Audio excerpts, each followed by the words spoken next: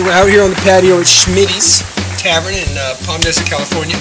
Schmitty's Tavern. Schmitty's Tavern, I think it's on the building, right? Yeah. Beer school, awesome. And we're here with Miss Erin Peters, the beer goddess, beer blogger extraordinaire. Hello. And I believe you also work in the media field, right? Your job is in the field of actually helping people get to where you are when they have that type of level of followers, level of recognition, and level of social network interaction. Yep. Digital marketing, search engine optimization. Getting up on Google. Awesome. And what are we all drinking right now? I think we're all drinking Gin Night. Good night. It's good night. Good night. Good night. Gina. Cheers again. They actually changed it from the cans used to say Imperial Red Ale, right? And now it says Imperial Red IPA. That's true. But I don't know. This And it's for doesn't taste Gordon Knight, right? Gordon Knight, yeah. Gordon Knight, Yeah. Copy pilot, Vietnam vet, died fighting wildfires. All right, so we are here to talk about your 6th year anniversary as a blogger, right? Yeah. Tell us all about it. Tell us what's going down. Well, I can't believe it's been 6 years. It's a long time. And it's funny, a lot of fellow beer bloggers celebrate annually, and you know, 1st year, 2nd year, 3rd year, and all of a sudden, you know, when I started going to their anniversary parties, I was like, wait a minute, I haven't celebrated my own ever. And I'm 6 years in. And it was 6 years in, and actually, I initially thought it was my 5th year, just because I was kind of quickly did the math, and I went, oh no, it's 6. Well, you should keep up the thing. We should do like 6 and then 9 and then like 17 and just kind of random years whenever you think about it. Just kind of surprise people. Just random choosing. Yeah. So you were just at the Firestone Brewing Invitational for beer bloggers, right? Yes. Well, it wasn't just for beer bloggers because I was there. I was. No, you went to something before that. Yes, I was there twice within a couple weeks.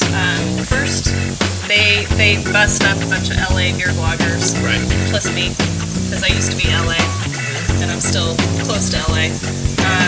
To the brewery to kind of check out their Built-In Barrel Works program. Very cool. And get an inside scoop of what they're doing and how they started and And that's when they do all their sour beers too, right? Yep. Well, you know that in and of itself is a testament to where you are as a blogger. That you got that invitation and went to sit with fellow bloggers and drink for a weekend. We're beyond on Firestone. honored. Yeah, and you were very humble on your Facebook. I saw everything you posted on your blog. Very humble, very respectful. We were very jealous you were there. And then you made it to the Firestone Beer Festival. That's the one that I was at. That you were at. Fucking amazing. That is the most holy amazing shit. That was the best beer It's festival. like the Coachella of beer festivals. It's like if you get a Coachella, ticket, Coachella Fest. Coachella beer Fest. festivals, Yeah. Yeah. If you Because get we a don't have a ticket, great beer festival. We have a good one, but we don't have any great ones. because and I almost didn't go. I didn't get a ticket in time, and I went as media last year. Lucky enough to go. And this year they said, you know what? We have media outside the United States that we want to be able to fly in, go, and that haven't been yet. So, sorry, you're not going to be able to go. And I was like, you know what? Totally get it. Totally understand. Sure. And last minute they said, you know what? We want Somebody you to else go. didn't take the ticket. Yeah. You get it. Come on. That's awesome. Beyond stoked. It was such a good time. I mean, that was, like I said, by far the best beer festival I've ever been to. Yeah. And I mean, it was like what? It's 5 hours, unlimited pours, unlimited food, and I mean, you don't get just the beers that the local distributor happens to have. You get the best beers from across the country. We've talked about that in the local ones we've done here. Like when you go in, like I don't want beer I can buy at Total Wine. I don't want beer I can buy at Bevel. Yeah, why bother? Yes. Because you can get it there. I know you had a great time. I know it was huge for my partner here because 5 or 6 of the breweries over there are not anywhere near us, and they're beers that he has brought to this show and that he has in his fridge consistently for the last 8 months. Like he's hunting those beers and has those beers. So for him, he was a kid at a candy shop. He was Not only that, the head brewers are there pouring the beers. Yeah, not like we are down here. And there's no volunteers. No, you can ask them questions, and they actually know what they're talking about, and they can tell you, how many barrels, what hops they use, what the plans are for the future releases. And very, very Vinny from Russian River, he was there pouring at the Russian River brewery. Oh, and he popped a huge bottle, and there was tons of people. It's just a big party, and the camaraderie is awesome. Vinny in his own booth. At the Surly booth, it was Todd, the head brewer, and his wife pouring the beers for everybody. Wow. Yeah. I mean that's one that brings out the best of the best, for sure. It's the stars of the beer industry. And you've been invited up by them twice, and again, a testament to you as a blogger. You know, to be brought up by them twice doesn't fall on deaf ears. Trust me, that's huge stuff. And so for us in our little Coachella Valley and our fledgling beer community, you've chosen to do your 6th-year anniversary here at Schmitty's Tavern. I have, in part, well, obviously because I live here now. So, yes, you do. You know, but also, you know, Schmitty himself, you know, started Schmitty's and is a big part of the beer community. Schmitty is. And now, you know, we have these Tuesday night beer Cicerone tastings that are, you know, a great part of the craft beer community here that I try to make as often as I can. Not often enough. That this man has kept alive since the day Schmidtman let this place go. This guy has really kept that alive. Yeah. I was one of the few that made sure it kept going. That's awesome. Absolutely. And my hat's off to you, Brett Newton, a couple of you guys have just really kept it alive. Yeah. Justin Moeller. Yeah. Moeller, right? Yeah. So yeah. you need to be recognized for that because I know there was, you know, when we first started doing the show, you know, we talked about that a lot, and then I went and picked some beers in the crowds during different shows and episodes, and this guy's been, you know, feeding it from his own fridge, which has been expanded, by the way. You thought it was legendary before, so he has like an industrial. Really? No, he has an industrial refrigerator now. Yeah. He has something that I'm ready to steal and use for like salad bowls in my restaurant that I manage. You know, like he's got like a salad bowl restaurant managing fridge full of beer at his house. I'm jealous. I'm gonna move into his garage, set a tent up. I'm your beer steward, dude. Hey, you'll probably die of heat exhaustion out there before you got the fridge open. To keep me cool. Yeah. I have all that beer to keep me cool. I just have a little hose going from the fridge into my tent to put cold air in. Don't you worry, I'll be okay. There's a lot of beer out there. I don't think she'll let me do it, but I'm just saying, I'll be fine. Yeah, there's a lot of beer out there. I'll show you a picture when we're done. Oh, it's ridiculous. Yeah, please do. It's ridiculous. But I wanted to have it here to kind of, you know, respect to the founders of it. Yes. Yeah, I mean, the only other place we could go to do that would be Ace Hotel. D. McFarland, Ace Hotel, because that's the other cat that really, you know, two ends of the valley at the same time. Right. You know, 4 or 5 years back, they were just driving. And this seems, but yeah, I mean, I did absolutely consider Ace, but this seems a bit more central. Yeah. And again, I've come here on the Tuesday night things. Yeah. And absolutely. So tell us what we're doing. We're doing this on Saturday night. This is just a few days from now. Yep. Okay. Starts at 7 o'clock officially. It's encouraged to bring a bottle. It's a bottle, what they call a bottle share. You don't have to, but it is encouraged. Tell us how the time frame goes. Like, we all need to be here by 6:30. Right? You know, I'd say more 7. Okay. What time will we bottle share? We'll kind of judge how many people are there at the time. Justin is going to be, you know, serving, and for those that don't know, certified Cicerone. He's a certified Cicerone, so what better person to do it that knows about the beer. Yeah. And he'll be popping the beers, but before he pops the beers, we'll have the commemorative glasses out.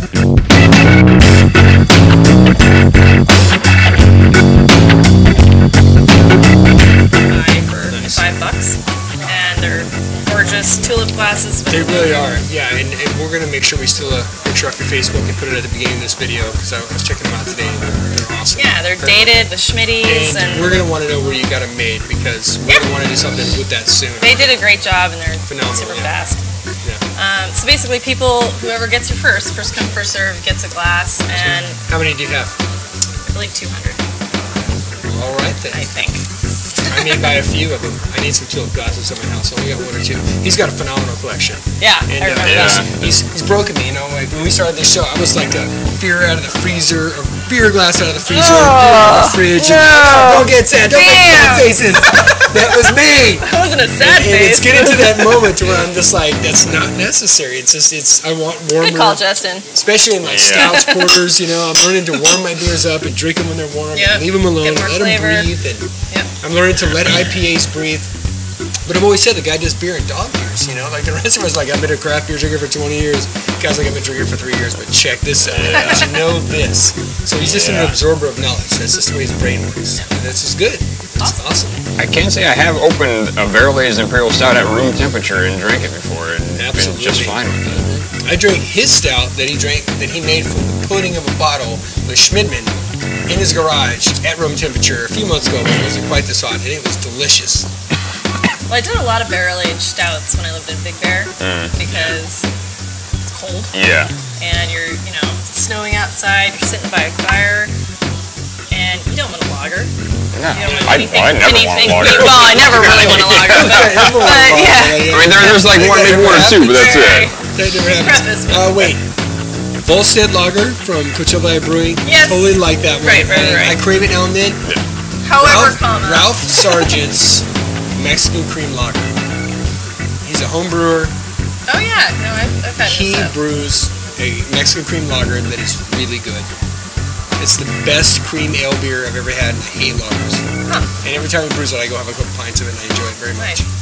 And really, the only lagers that I tend to go after the ones that are hop to shit, almost like an IPA, so it doesn't really taste like a lager. So, but yeah, after the bottle share is kind of done, that might go for a while. It really depends on how many people show up with the bottle. Okay. We for sure will bring bottles, absolutely. And throughout there'll be the beer here, the BG6 as we call it, the Beer Goddess 6. It's a special collaborative brew that Coachella Valley Brewing brewed with. It's a hybrid white and black ale, or black IPA with 6 hops and 6 malts. I had a little taste of it on Saturday, and it was really good. Yeah. And that's going to be flowing the whole time? Like, whenever it runs out, there'll be a keg. What's the price on a pint? I think it's probably going to be about 6. What's the ABV on it? 7. I believe 7.2. So you'll still get it in a pint glass and not goblet. Or in your own commemorative glass, chilled glass. Yeah. What's the ounce in the commemorative? So 13 ounces? Yes. So it'll hold the full 12 ounces. Tell us all about the beer glass. Well, I started this, as you know, about 6 years ago, kind of on a crazy, somewhat depressing whim. I was living in LA and had a really good job, and all of a sudden, my dad passed away. And about a week and a half later, I got laid off my job. And it was 2008. It was when the economy was tanking, and I was really depressed and trying to figure out how I was going to pay the high LA rent. And my ex-boyfriend suggested that I start writing about beer. And he was just trying to cheer me up, and he kind of thought of it because he had a web client that wrote about booze and wine. And so he thought, well, if someone can write about wine and booze, why not beer? And, he's like, you know more about beer than any guy friend I have, and you're a good writer. He's like, you always bring over beer, and you always ask what beer I want. He's like, I never know. And so, at first I thought it was kind of odd, and because it wasn't the celebrated popular hobby that it is today. Right. At the time. I mean, there was, Celebrator, and there was Beer Advocate, and the big guys, but there wasn't as many beer bloggers, and certainly not female beer bloggers. So, I thought, well, it'll keep my mind off of things and, get me writing, and I love beer. What's not to like? And I like the craft of it. I mean, I went to San Diego State, and I loved cooking and having beer dinners, and at first it was wine, and I started with Keystone Light and Bud Light, and then I moved to Sam Adams and Bass, and what was available, and then Arrogant Bastard, because Stone was kind of the first big craft brewery down there. But I just loved the flavor of it and the craft of it, the fact that they were making things from the earth and helping the economy, and I'm all about the little guy. And throughout the years, I've met some amazing amazing people, and from the brewers to the people marketing the beer to fellow beer bloggers. They're now my dear friends. To the consumers, and it just it sounds sappy because it's just people think it's just beer, but it's not just beer. It's never just beer. And I'm really passionate about it, and it's turned into something really cool that I never thought in a million years would ever turn into. So awesome. Yeah. Well, we for sure will be here on Saturday, and we will see you. We'll bring some interesting bottles. I wanted to fire this back up for one last quotation. Get that out? Yeah. Should I just start? Yes. Okay. We'll edit to the point. Okay.